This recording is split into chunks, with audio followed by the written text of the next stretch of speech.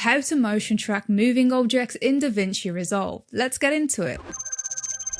Start by coming down to the Fusion panel, press Shift Space on your keyboard, search for Planar Tracker and add this effect to your nodes.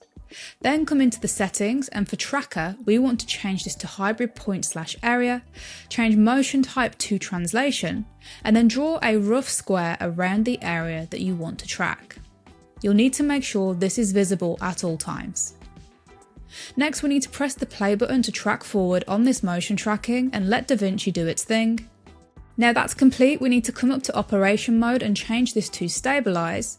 Now if we go back into edit view, we can see it's cut off part of our video. If we skim through this video, we can see that it's giving us black bars around the edges.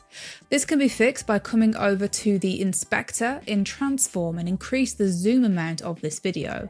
You'll need to do this enough so that it covers your entire video. And that's all there is to it.